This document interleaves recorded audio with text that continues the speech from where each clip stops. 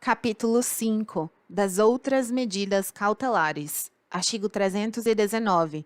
São medidas cautelares diversas da prisão, inciso 1, comparecimento periódico em juízo, no prazo e nas condições fixadas pelo juiz para informar e justificar atividades. Inciso 2, proibição de acesso ou frequência a determinados lugares, quando, por circunstâncias relacionadas ao fato, deva o indiciado ou acusado permanecer distante desses locais para evitar o risco de novas infrações.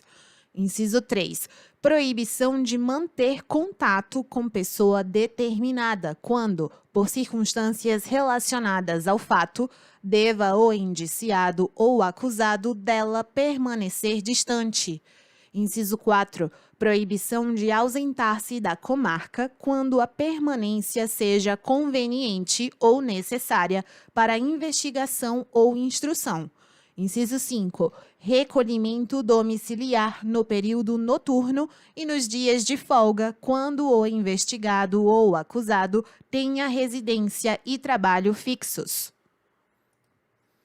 Inciso 6. Suspensão do exercício de função pública ou de atividade de natureza econômica ou financeira, quando houver justo receio de sua utilização para a prática de infrações penais. Inciso 7. Internação provisória do acusado nas hipóteses de crimes praticados com violência ou grave ameaça, quando os peritos concluírem ser inimputável ou semi-imputável, artigo 26 do Código Penal, e houver risco de reiteração. Inciso 8. Fiança nas infrações que a admitem para assegurar o comparecimento a atos do processo, evitar a obstrução do seu andamento ou em caso de resistência injustificada à ordem judicial. Inciso 9. Monitoração eletrônica. Parágrafos 1º, 2º e 3º revogados. Parágrafo 4º. A fiança será aplicada de acordo com as disposições do capítulo 6 deste título, podendo ser cumulada com outras medidas cautelares. Artigo 320. A proibição de ausentar-se do país será comunicada pelo juiz às autoridades encarregadas de fiscalizar as saídas do território nacional, intimando-se o indiciado ou acusado para entregar o passaporte, no prazo de 24 horas. Capítulo 6. Da liberdade provisória, com ou sem fiança. Artigo 321. Ausentes os requisitos que autorizam a decretação da prisão preventiva, o juiz deverá conceder liberdade provisória, impondo, se for o caso, as medidas cautelares previstas no artigo 319 deste Código e observados os critérios constantes do artigo 282 deste Código, incisos 1 e 2 revogados. Artigo 322. A autoridade policial somente poderá conceder fiança nos casos de infração cuja pena privativa de liberdade máxima não seja superior a 4 anos. Parágrafo único. Nos demais casos, a fiança será requerida ao juiz, que decidirá em 48 horas. Artigo 323. Não será concedida fiança, inciso 1, nos crimes de racismo, inciso 2, nos crimes de tortura, tráfico ilícito de entorpecentes e drogas afins, terrorismo e nos definidos como crimes hediondos. Inciso 3.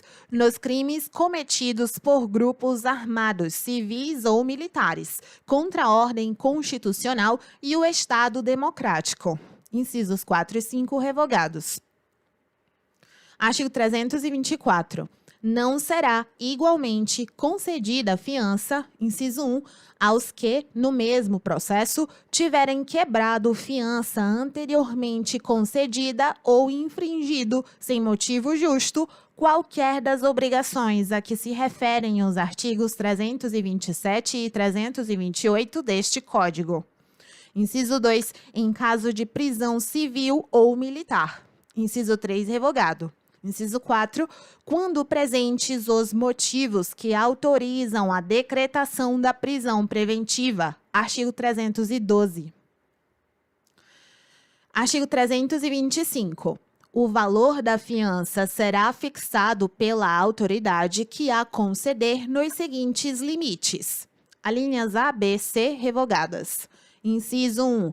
De 1 a 100 salários mínimos, quando se tratar de infração cuja pena privativa de liberdade, no grau máximo, não for superior a 4 anos. Inciso 2, de 10 a 200 salários mínimos, quando o máximo da pena privativa de liberdade cominada for superior a 4 anos. Parágrafo 1º. Se assim recomendar a situação econômica do preso, a fiança poderá ser, inciso 1, dispensada na forma do artigo 350 deste Código. Inciso 2, reduzida até o máximo de 2/3, ou, inciso 3, aumentada em até 1000 vezes. Parágrafo 2º revogado. Artigo 326. Para determinar o valor da fiança, a autoridade terá em consideração a natureza da infração, as condições pessoais de fortuna e vida pregressa do acusado, as circunstâncias indicativas de sua periculosidade, bem como a importância provável das custas do processo até final julgamento. Artigo 327. A fiança tomada por termo obrigará o afiançado a comparecer perante a autoridade todas as vezes que for intimado para atos do inquérito e da instrução criminal e para o julgamento. Quando o réu não comparecer, a fiança será havida como quebrada. Artigo 328. O réu afiançado não poderá, sob pena de quebramento da fiança, mudar de residência sem prévia permissão da autoridade processante ou ausentar-se por mais de 8 dias de sua residência, sem comunicar àquela autoridade o lugar onde será encontrado. Artigo 329. Nos juízos criminais e delegacias de polícia, haverá um livro especial, com termos de abertura e de encerramento, numerado e rubricado em todas as suas folhas pela autoridade, destinado especialmente aos termos de fiança. O termo será lavrado pelo escrivão e assinado pela autoridade e por quem prestar a fiança, e dele extrair-se-á certidão para juntar-se aos autos.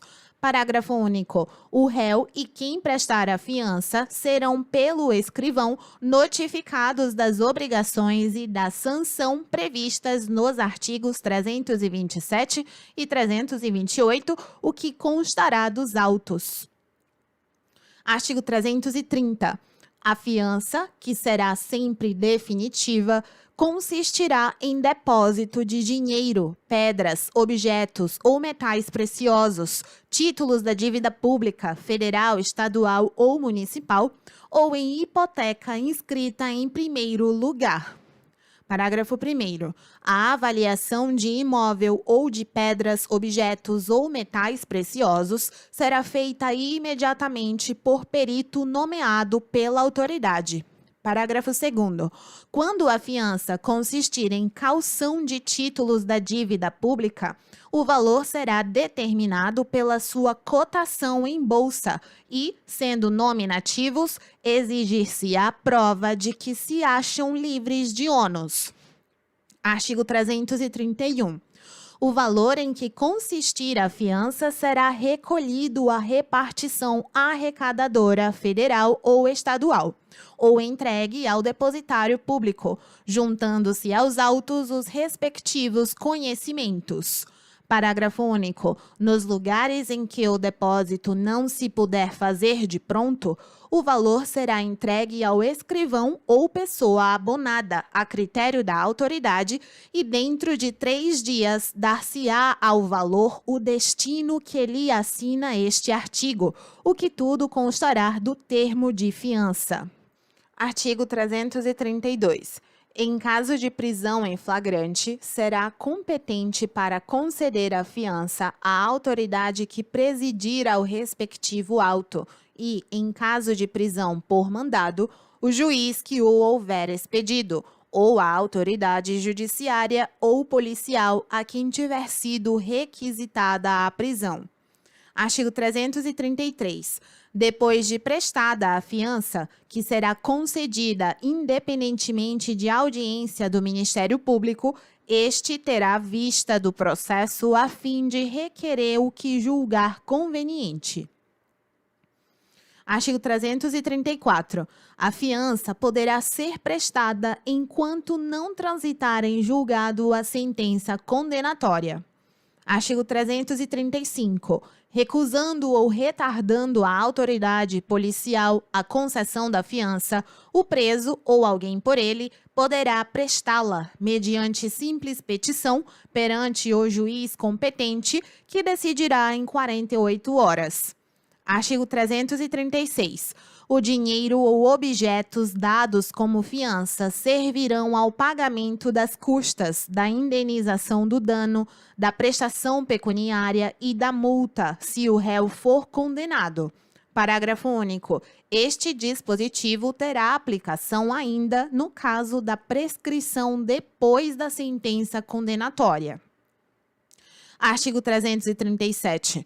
Se a fiança for declarada sem efeito ou passar em julgado sentença que houver absolvido o acusado ou declarada extinta a ação penal, o valor que a constituir atualizado será restituído sem desconto, salvo o disposto no parágrafo único do artigo 336 deste Código. Artigo 338. A fiança que se reconheça não ser cabível na espécie será cassada em qualquer fase do processo. Artigo 339. Será também cassada a fiança quando reconhecida a existência de delito inafiançável, no caso de inovação na classificação do delito. Artigo 340. Será exigido o reforço da fiança, inciso 1, quando a autoridade tomar por engano fiança insuficiente, inciso 2, quando houver depreciação material ou perecimento dos bens hipotecados ou calcionados, ou depreciação dos metais ou pedras preciosas. Inciso 3, quando for inovada a classificação do delito. Parágrafo único. A fiança ficará sem efeito e o réu será recolhido à prisão quando, na conformidade deste artigo, não for reforçada. Artigo 341. Julgar-se-á quebrada a fiança quando o acusado, inciso 1, regularmente intimado para ato do processo, deixar de comparecer sem motivo justo. Inciso 2, deliberadamente praticar ato de obstrução ao andamento do processo. Inciso 3, descumprir medida cautelar imposta cumulativamente com a fiança. Inciso 4, resistir injustificadamente à ordem judicial. Inciso 5, praticar nova infração penal dolosa. Artigo 342. Se vier a ser reformado o julgamento em que se declarou quebrada a fiança, esta subsistirá em todos os seus efeitos. Artigo 343. O quebramento injustificado da fiança importará na perda de metade do seu valor, cabendo ao juiz decidir sobre a imposição de outras medidas cautelares ou, se for o caso, a decretação da prisão preventiva. Artigo 344. Entender-se-á perdido, na totalidade, o valor da fiança, se, condenado, o acusado não se apresentar para o início do cumprimento da pena definitivamente imposta. Artigo 345. No caso de perda da fiança, o seu valor, deduzidas as custas e mais encargos a que o acusado estiver obrigado, será recolhido ao fundo penitenciário na forma da lei. Artigo 346. No caso de quebramento de fiança, feitas as deduções previstas no artigo 345 deste Código, o valor restante será recolhido ao fundo penitenciário, na forma da lei. Artigo 347. Não ocorrendo a hipótese do artigo 345, o saldo será entregue a quem houver prestado a fiança, depois de deduzidos os encargos a que o réu estiver obrigado. Artigo 348. Nos casos em que a fiança tiver sido prestada por meio de hipoteca, a execução será promovida no juízo cível pelo órgão do Ministério Público. Artigo 349. Se a fiança consistir em pedras, objetos ou metais preciosos, o juiz determinará a venda por leiloeiro ou corretor. Artigo 350. Nos casos em que couber fiança, o juiz, verificando a situação econômica do preso, poderá conceder-lhe liberdade provisória, sujeitando-o às obrigações constantes dos artigos 327 e 328 deste Código e a outras medidas cautelares, se for o caso. Parágrafo único. Se o beneficiado descumprir sem motivo justo qualquer das obrigações ou medidas impostas, aplicar-se-á o disposto no parágrafo 4º do artigo 282 deste Código.